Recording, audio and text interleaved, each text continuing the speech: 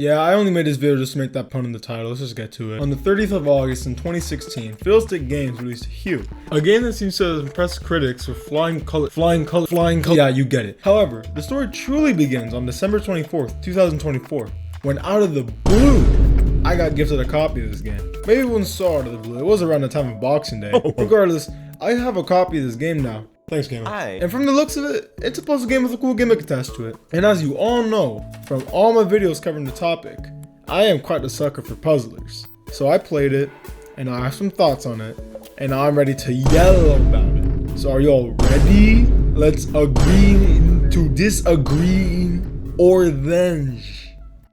Purple, black, white, pink sign. I didn't know how to fit those in the puns in the intro. Where else to start but the story?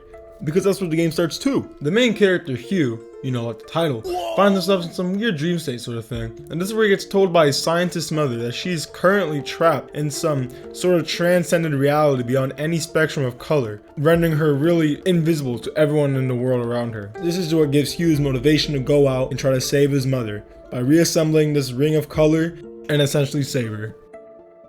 I think. I'm not gonna lie, while the story is pretty easy to follow, some of the finer details do get lost to me. I don't know how his mom would be saved from a world beyond all spectrum of regular color when the ring of color itself only has the colors people can't see. You know, maybe the game does sort of explain this, and maybe it just gets lost on me because it's really subtle. But something that the game does make subtle is the relationship between HUE's mom and his character named Dr. Gray, who's actually HUE's dad as well. This is mostly what the story covers, and just like HUE's mom experience, like working on color and stuff. I really do just wish though it was more explained why we're trying to get the ring of color back, apart from just because she told us to. Well, I mean, I guess she is HUE's mom. And the way she's telling us too is I'm kind of iffy on, because it's through these letters that she wrote herself. Not that it's bad or anything, it does its purpose. It's just that I feel like they could have done it in a better way, because what happens is that now they're left with a bunch of rooms, which are just long stretches to pad out the letters length so that the player has something to play while they're listening to it. Which, you know, I like that, I guess, but I don't know. I feel like there's a better way to go about that. Though I like the little philosophical things that HUE's mom talks about color and all that. They're nice to think about while actually playing a game about color. Wait a second. Did I just talk about a game? You know what that means? Gameplay!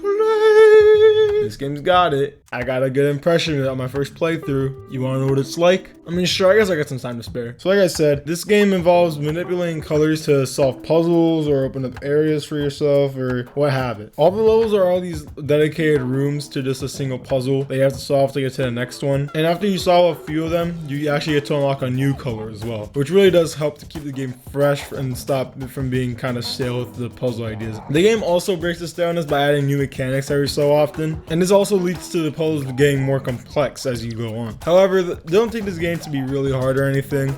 It is quite simple, although some of the puzzles did stump me for a bit when I first played it. As long as you do a little bit of trial and error, you should be fine. That being said, though, some of my favorite sections of the game are the sections that aren't really puzzle-centric at all, and you're just more so platforming and just avoiding obstacles while using the color to your advantage. It's really cool jumping through all the obstacles, all the platforms and stuff, and just switching the color on the fly. They did nail that. But hey, look at that. You have all the colors in the wheel now. That means you saved HUE's mom, right?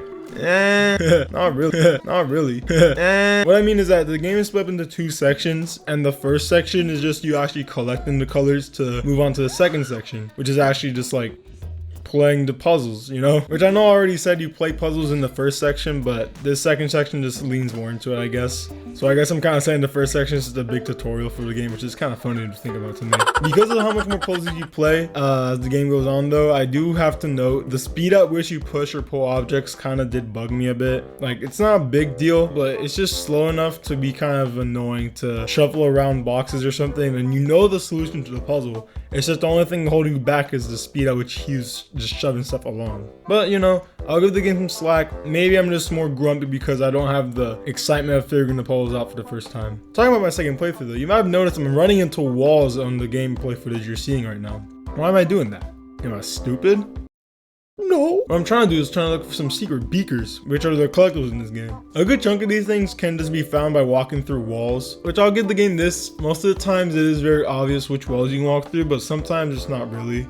You just have to sort of like go through the wall and see what happens. But it's not too bad though. Like most of the time I think you will just find the beakers in a hidden part in the environment rather than just being through a wall in some level. Wait a second.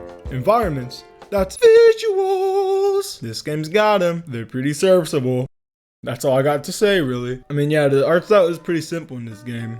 It's not very detailed, but I honestly kind of like that about it, because in a game about color, I think it is a good choice to make the art style not as bombastic or flashy, to try to emphasize the color of the area. Plus, I really like the constant background like texture they have going on, where it's like this sort of smudgy look. It does help to add a lot of flair to the game, you know?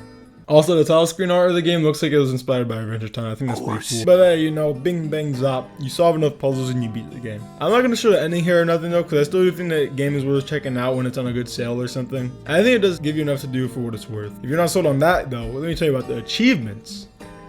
They're pretty easy. It's just a type of game where you play it and you 100% it, like just by playing it. It's pretty simple. I do say though, there is an achievement for watching the credits, not just beating the game. I like the idea of that. Anyway though, I guess the next time you'll see a mini review from me will be when I check out another game from the publishers of HUE, Curve Games' very own lawn mowing simulator. I think I'll just stick with the colors for now, actually.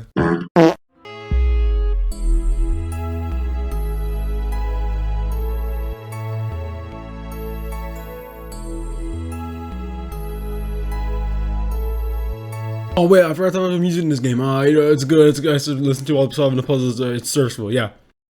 That's really all I gotta say about it.